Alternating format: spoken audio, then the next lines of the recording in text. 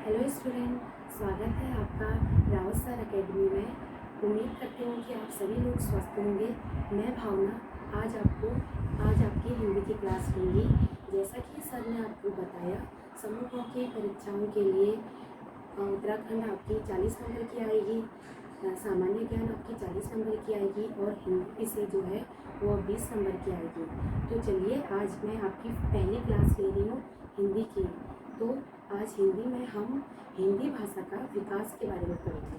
हिंदी भाषा के विकास, तो हम आज पढ़ेंगे भाषा का विकास। भाषा का विकास, तो भाषा का विकास कैसे हुआ और भाषा हमारी कब से चली है, तो इसके बारे में हम आज जानेंगे। जैसा कि आप सभी लोग जानते हैं कि विश्व में 4000 भाषाओं में से हिंदी भाषा एक है और विश्व में बोली जाने वाली भाषाओं में हिंदी भाषा का स्थान चौथे नंबर पर आता है। विश्व में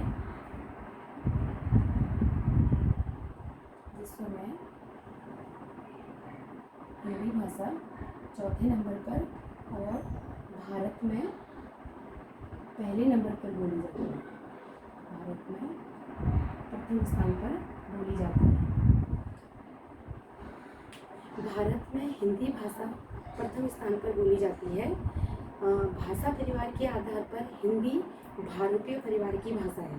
भाषा परिवार के आधार पर सबसे पहले आप ये जानिए कि भाषा परिवार क्या है। भाषा परिवार, तो सबसे पहले हम ये देखेंगे कि भाषा परिवार क्या है।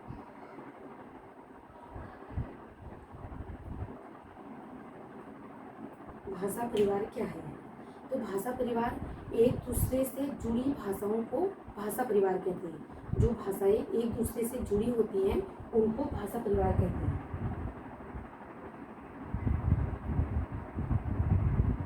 एक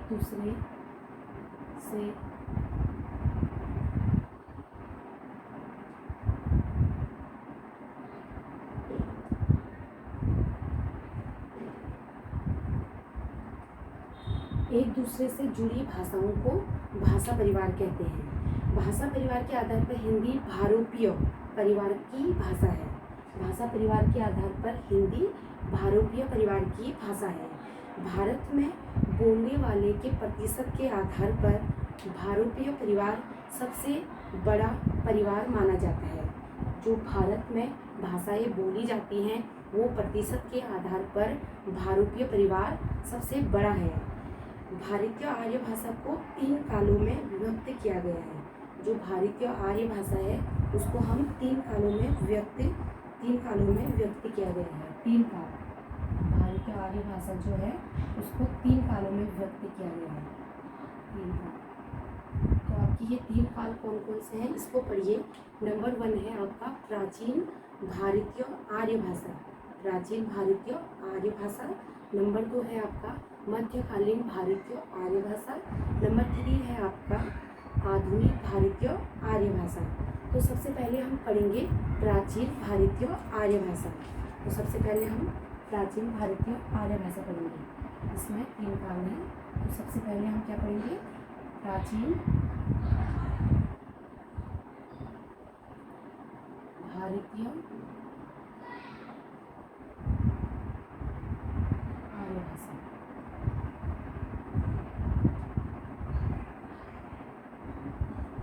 प्राचीन भारतीय आर्य भाषा, तो ये हमारी 1500 ईसा पूर्व से 500 ईस्वी तक चली है। तो ये भी नोट कर लीजिए, 1500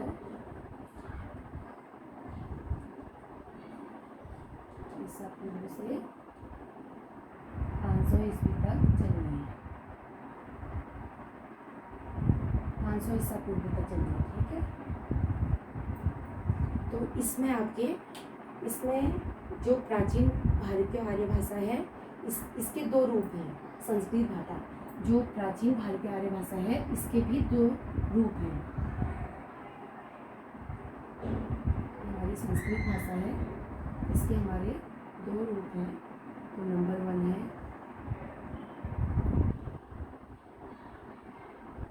वैदिक साहित्य। तो नंबर 1 आएगा आपका वैदिक साहित्य, नंबर 2 आपका आएगा लौकिक साहित्य। नंबर 1 है आपका वैदिक साहित्य। बहुत ही महत्वपूर्ण सवाल है तो इसको आप नोट कर लीजिए। वैदिक साहित्य और नंबर 2 है आपका लौकिक साहित्य।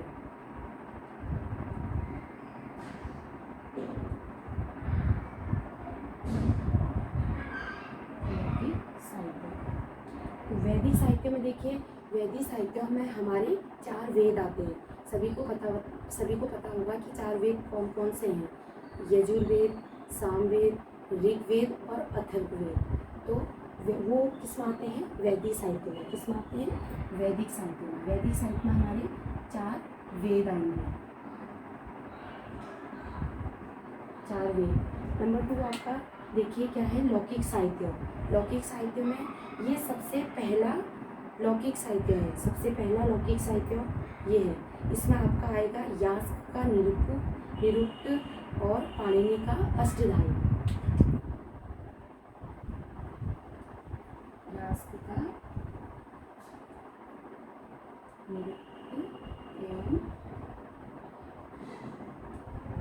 पाणिनि का अष्टधाई।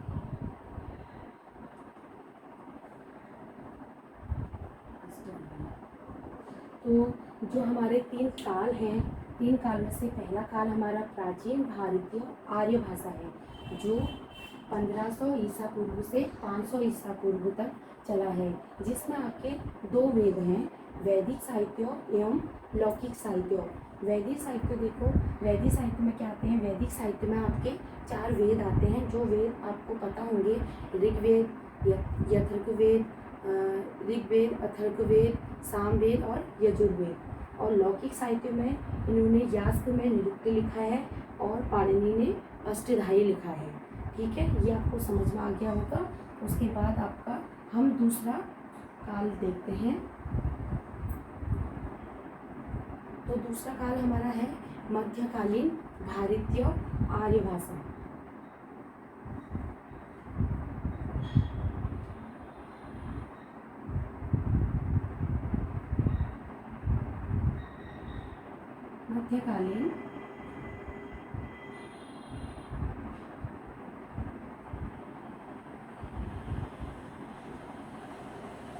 मध्यकालीन भारतीय आर्य भाषा।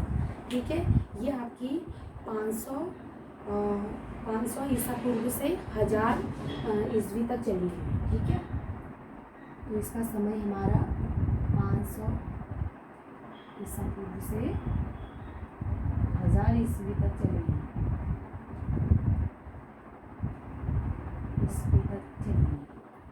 उनका समय भी आपको पता होना चाहिए कि ये क्वेश्चन भी आ सकता है कि प्राचीन भारतीय आर्य भाषा कितने समय तक चली है। तो आपको पता होना चाहिए वो 1500 ईसा पूर्व से 500 ईसा पूर्व तक चली है। और दूसरा जो आपका काल है मध्यकालीन भारतीय आर्य भाषा, वो आपको 500 ईसा पूर्व से 1000 ईस्वी तक चली है। तो इसके मध्यकालीन भारतीय आर्य भाषा के 3 रूप हैं: पाली भाषा, प्राकृत भाषा और अपभ्रंश भाषा। तो इसके 3 रूप के बारे में हम पढ़ेंगे।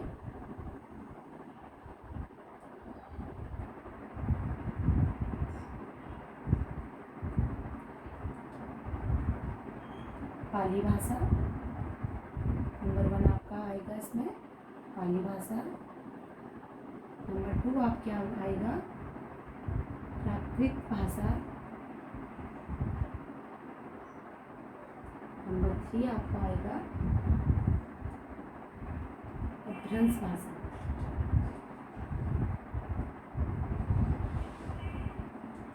इसको हम हिंदी भी बोलते हैं।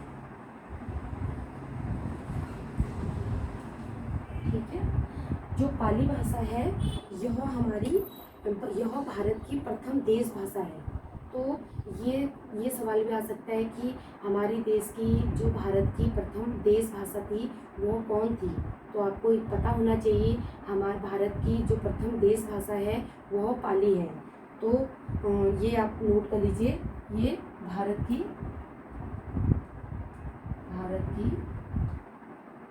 प्रथम देश भाषा।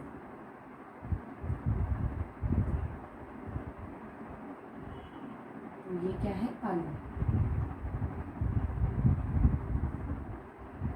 और इसी में आपका है भगवान बुद्ध के जो सारे उपदेश थे वो पाली भाषा में लिखे गए थे। भगवान बुद्ध के जो सारे उपदेश थे वो पाली भाषा में लिखे गए थे। बुद्ध के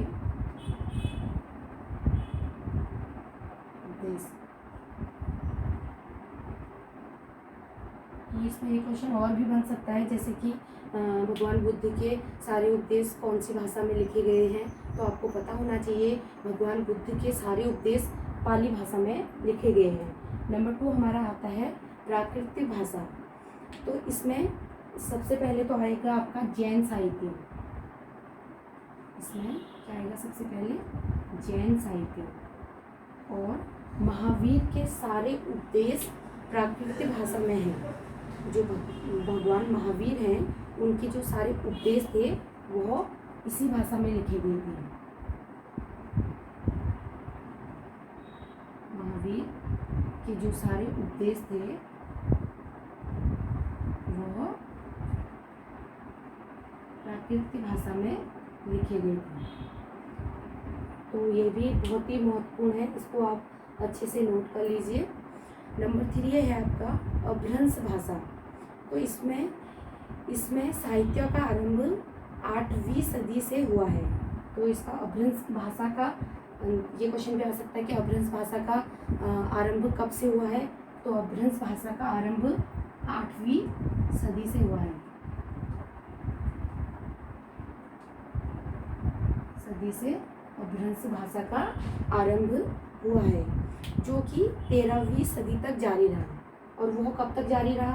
अपभ्रंश भाषा कब से आरंभ हुई और कब समाप्त हुई? तो अपभ्रंश भाषा हमारी 8वीं सदी से आरंभ हुई और 13वीं सदी तक जारी रही।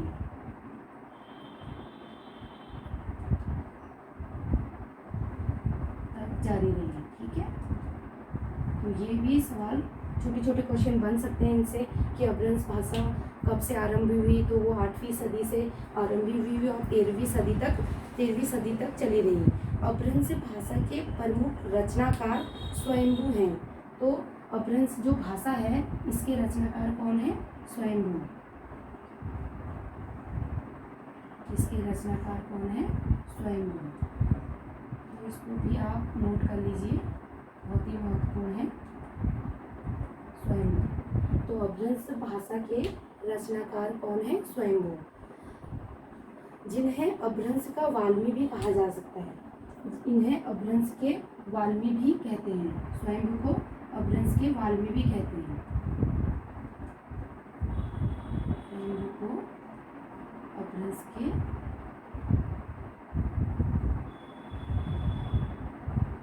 वाल्मीकि भी कहा जाता है। तो ये आपको समझ में आ गया होगा।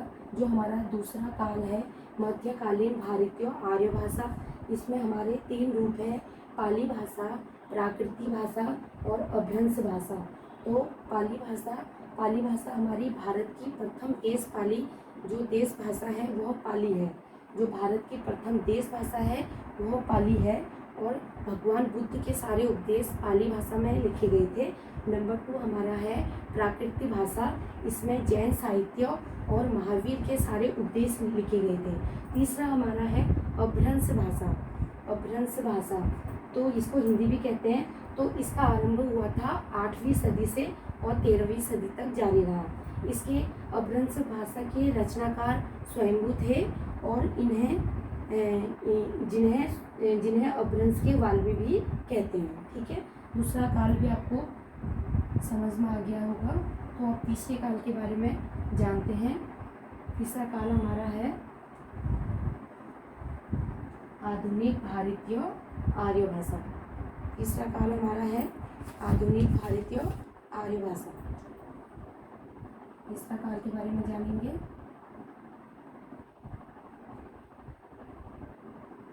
आधुनिक भारतीय आर्य भाषा।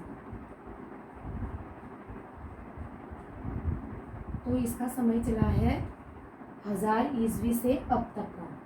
तो ये हम आधुनिक काल में हैं अभी। 10वीं से अब तक। ये 3 काल को आप अच्छे से नोट कर लीजिएगा क्योंकि बहुत ही महत्वपूर्ण है। तो आधुनिक काल में 3 रूप आते हैं। आधुनिक काल के 3 भाग हैं, जैसे कि पहला है प्राचीन हिंदी, मध्यकालीन हिंदी और आधुनिक हिंदी। तो इसके भी 3 रूप हैं। आधुनिक भारतीय आर्य भाषा के भी 3 रूप हैं। तो पहला रूप हमारा है आधुनिक हिंदी।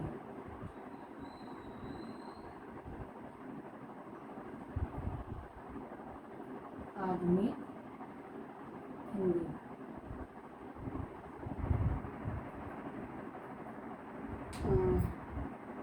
सॉरी पहला है इसका प्राचीन हिंदी, ये तीसरे में आएगा आधुनिक हिंदी। तो पहला है प्राचीन हिंदी। प्राचीन हिंदी नंबर 2 आपकी है मध्यकालीन हिंदी।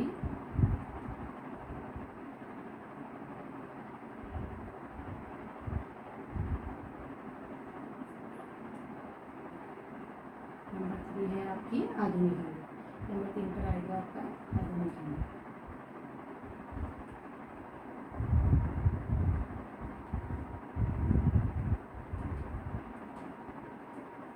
आधुनिक हिंदी। तो सबसे पहले हम पढ़ेंगे जो आदिकालीन हिंदी, इसको आदिकालीन हिंदी भी बोलते हैं, प्राचीन हिंदी और आदिकालीन हिंदी। तो इसमें देखिए हिंदी साहित्य का पहला काल आदिकाल था।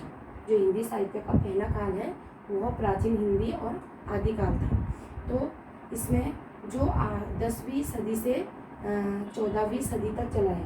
प्राचीन हिंदी, ये क्वेश्चन भी आपका बन सकता है, जो 10वीं सदी से 14वीं सदी तक चला है।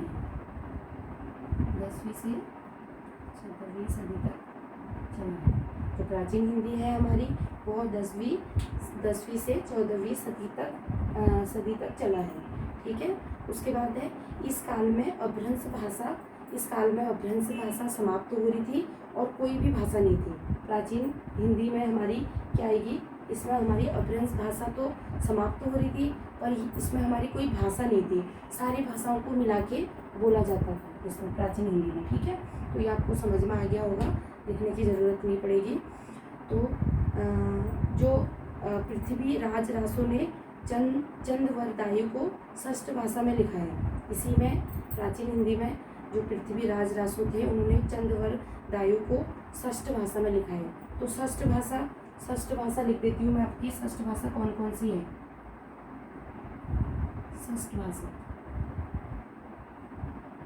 षष्ठ भाषा आपकी है ब्रिज, अवधी, राजस्थानी, खड़ी, मैथिली और अवहद्र। तो ये 6 भाषाएं हैं। ब्रिज भाषा, अवधी भाषा, राजस्थानी भाषा, खड़ी भाषा, मैथिली भाषा और अवहद्र भाषा। ठीक है। आदिकालीन हिंदी में साहपा ने अपनी रचित रचनाओं में अपभ्रंश व खड़ी बोली का प्रयोग किया गया है। जो प्राचीन हिंदी है हमारी उसमें सरहप्पा ने अपनी जो रचनाएं थी उसको अपभ्रंश व खड़ी बोली में लिखी थी। आदिकाल के कवि विद्यापति ने अपनी रचना कीर्ति पताका को अवध में लिखा था और पदाबोली को मैथिली भाषा में लिखा था। ये बहुत ही इम्पोर्टेंट है, इसको आप नोट कर लीजिए। तो प्राचीन हिंदी आएगी। अभी हम प्राचीन हिंदी में थे। जो हमारे 3 काल हैं उसका जो तीसरा रूप है आधुनिक हिंदी, तो उसका पहला रूप है हमारा प्राचीन हिंदी। उसमें है प्राचीन हिंदी। तो इसको नोट कर लीजिएगा। जो कीर्ति पताका को अवध में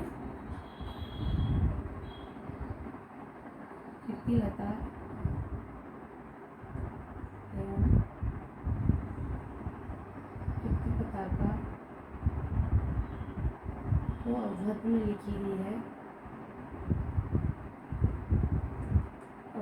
लिखी गई है एवं पदाबोली को मैथिली भाषा में लिखी गई है। पदावली बहुत इम्पोर्टेंट है, ये बहुत बार आता है।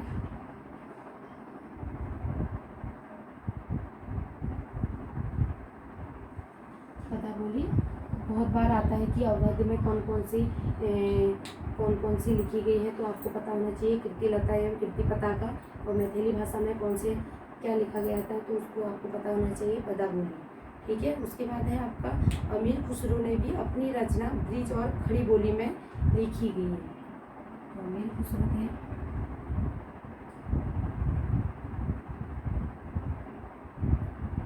अमीर खुसरो ने जो अपनी रचनाएं हैं वो ब्रिज व खड़ी बोली में लिखी है, खड़ी भाषा में लिखी है, ब्रिज एवं खड़ी भाषा।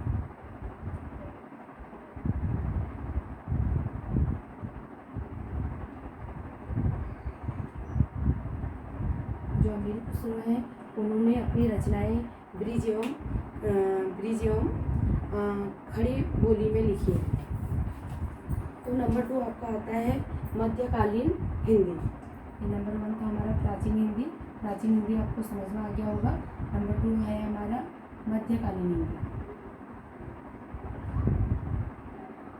मध्यकालीन हिंदी। तो आइए इसमें पढ़ते हैं मध्यकालीन हिंदी। पूर्व मध्यकाल अर्थात मध्यकालीन हिंदी में भी 2 रूप आते हैं। एक तो आता है भक्ति काल और दूसरा आता है रीतिकाल। इसमें आपके 2 रूप हैं। 2 रूप, नंबर 1 है आपका भक्ति काल एवं नंबर 2 आपका आएगा रीतिकाल।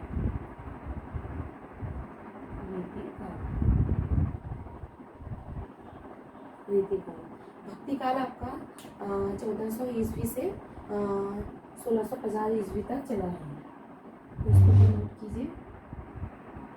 1400 ईस्वी से 1650 ईस्वी तक हमारा भक्ति काल का समय चला है और रीतिकाल हमारा 1650 ईस्वी से 1857 ईस्वी तक चला है।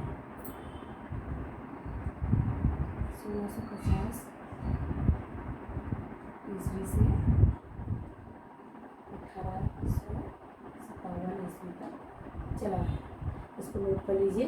ये क्वेश्चन भी बहुत बार आता है कि भक्ति काल कितने समय से कितने समय तक चला है और रीतिकाल कब से कब तक चला है। तो भक्ति काल हमारा चला है 1400 ईस्वी से 1650 ईस्वी तक और रीतिकाल हमारा चला है 1650 ईस्वी से 1857 ईस्वी तक। तो पहले हम जानेंगे भक्ति काल के बारे में। भक्ति काल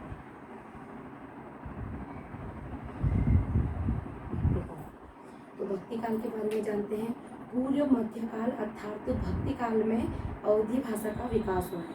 भक्ति काल में किसका विकास हुआ है? अवधी भाषा। जो अवधी भाषा है वो उसका विकास भक्ति काल में हुआ है। ठीक है, आप इसको नोट कर लीजिए। ये भी आ सकता है, ये भी छोटे छोटे क्वेश्चन बनते हैं कि भक्ति काल में किस भाषा का विकास हुआ है। तो आपको पता होना चाहिए भक्ति काल में अवधी भाषा का विकास हुआ है। अवधी भाषा में तुलसीदास जी ने रामचरितमानस की रचना कर अवधी भाषा को जिस साहित्य ऊंचाई पर पहुंचाया है वह अतुल्य है। तो भक्ति काल में जो तुलसीदास जी ने रामचरित की रचना की है वो अवधी भाषा में लिखी है। ये भी आप नोट कर लीजिए कि रामचरितमानस किस भाषा में लिखी गई है? अवधी भाषा में। रामचरितमानस और ये किसने लिखी है? तुलसीदास जी ने।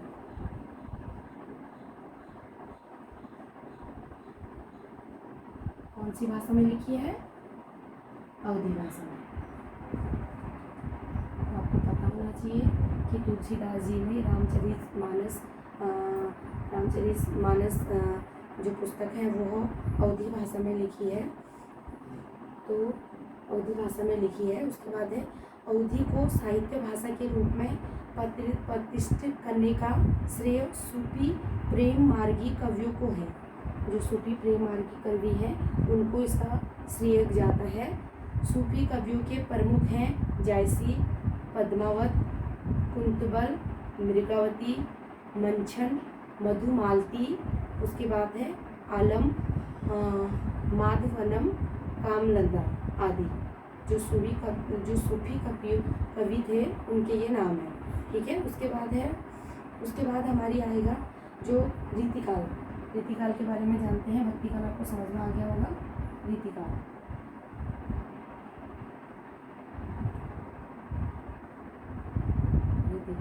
तो रीतिकाल उत्तर मध्यकाल अर्थात रीतिकाल में अवधी भाषा का पतन हुआ। तो इसमें रीतिकाल में हमारी अवधी भाषा समाप्त हो गई और ब्रिज भाषा इसमें ब्रिज भाषा का विकास हुआ है। ठीक है, जो रीतिकाल है उसमें अवधी भाषा हमारी समाप्त हो गई है और इसमें हमारी आएगी ब्रिज भाषा। इसमें भक्ति काल में हमारी अवधी भाषा का विकास हुआ था। तो रीति काल में हमारी अवधी भाषा समाप्त होके ब्रिज भाषा का विकास हुआ है। ठीक है, रीतिकालीन में 3 कवि थे। तो 3 कवि कौन कौन थे पहले ये देख लीजिए। इसमें हमारे रीतिकाल में 3 कवि थे। तो 3 कवि के नाम देखिए, रीति सिद्ध कवि, रीति मुक्त कवि और रीतिबद्ध कवि।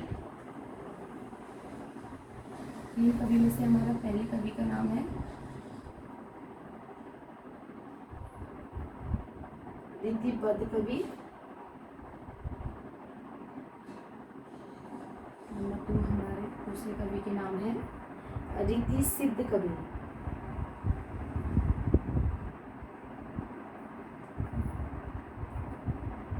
सिद्ध कवि। नंबर 3 है आपके रीति मुक्त कवि।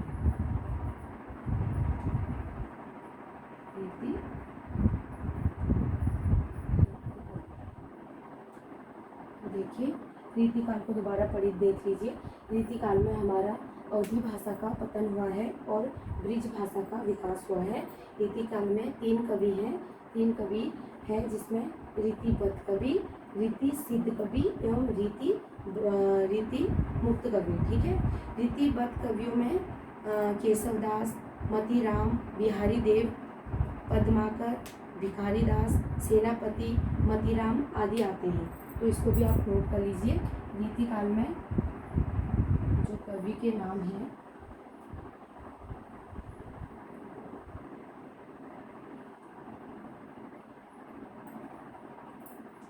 जो रीतिबद्ध में हमारे कवि हैं उनको लिख लीजिए।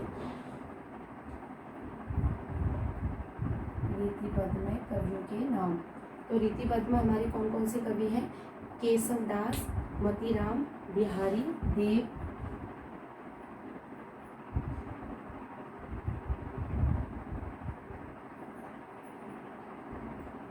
केशवदास,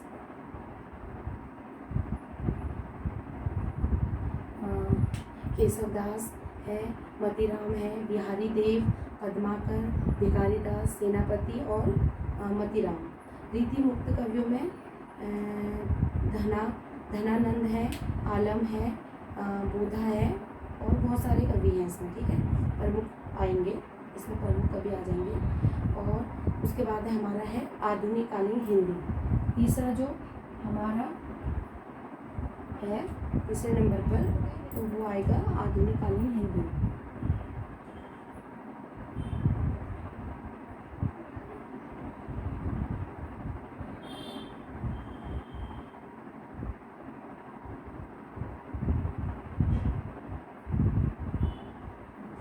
तीसरे नंबर पर आएगा आधुनिक हिंदी। ठीक है,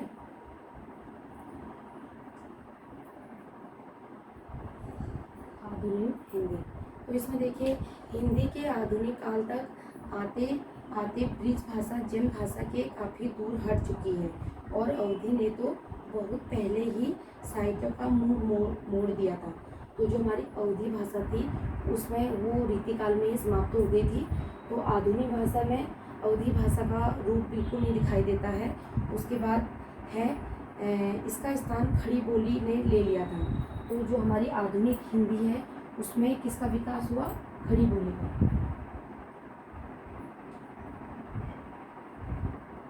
भी हो। ठीक है, भक्ति काल में हमारी अवधी भाषा का विकास हुआ था, रीति काल में हमारी ब्रिज भाषा का विकास हुआ था। जो हमारी आधुनिक हिंदी है उसमें इन दोनों का पतन होके खड़ी बोली, इसमें खड़ी बोली बोली गई। ठीक है, यह 1857 के बाद आधुनिक हिंदी कालीन में तर्क और बौद्धिकता आ गई थी। ठीक है, इसमें देखिए आप आधुनिक हिंदी युग देखिए, इसमें युग देखिए आधुनिक हिंदी युग, आधुनिक हिंदी युग।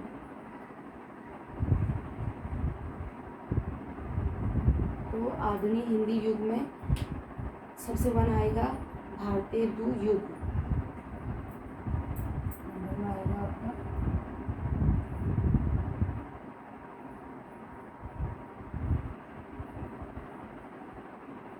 युग। तो ये आपके चलिए 1857 से 1902 तक, इसमें देशभक्ति और राजभक्ति चली है। ठीक है, उसको भी लिख लीजिए। समय इसका 1857 से 1902 तक चला है। 1857 ईस्वी से 1902 ईस्वी तक इसका समय चला है। इसमें देशभक्ति और राजभक्ति का विकास हुआ है। देशभक्ति और राजभक्ति, इसको भी आप नोट कर लीजिए। राजभक्ति। नंबर 2 आपका है द्विवेदी युग।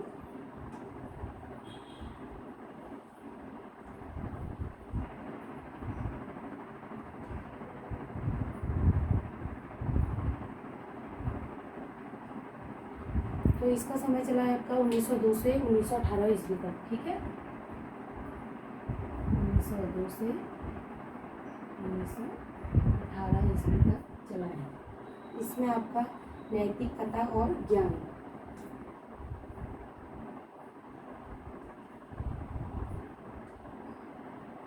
ज्ञान का विकास।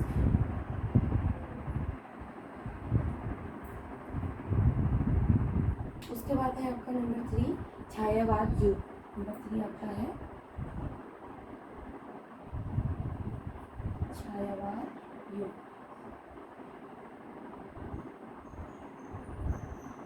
नंबर 3 है आपका छायावाद युग। यह आपका चला है 1918 ईस्वी से 36 ईस्वी तक।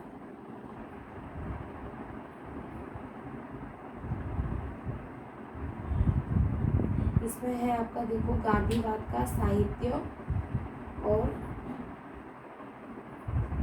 सांस्कृतिक चेतना, राष्ट्रीय सांस्कृतिक चेतना।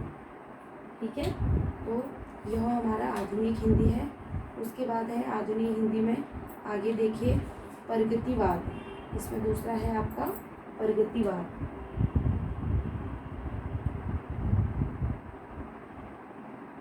प्रगतिवाद, इसको नोट कर लीजिए, बहुत ही इम्पोर्टेंट है। 1936 से 1943 तक।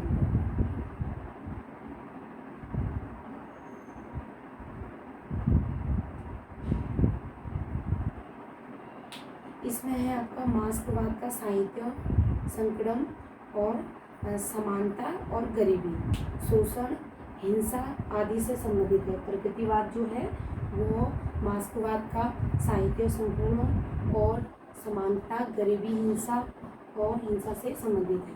ठीक है, उसके बाद है आपका प्रयोगवाद, नई कविता, अकविता, समकालीन कविता। ठीक है, देखिए उसके बाद इसको आप नोट कर लीजिए। प्रयोगवाद के बाद है आपका नई कविता।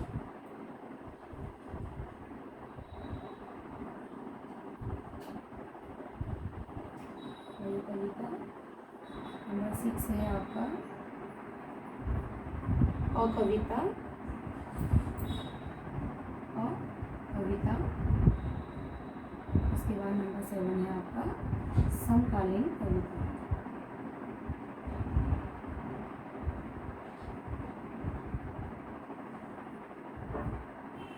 समकालीन कविता।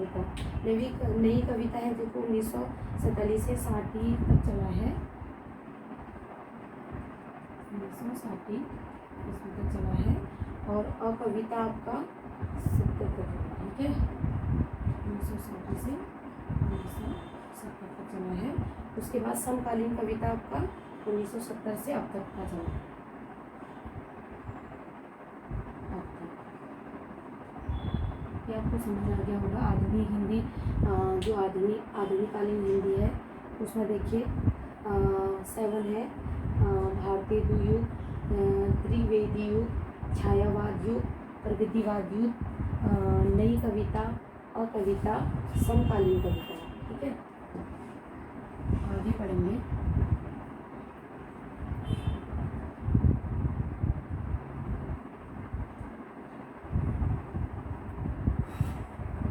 उसके बाद पढ़ेंगे हम अपभ्रंश के 3 भागों में बांटा गया है। अपभ्रंश है जो हमारी अपभ्रंश है, अपभ्रंश भाषा, उसको 3 भागों में बांटा गया है। अपभ्रंश के 3 भाग,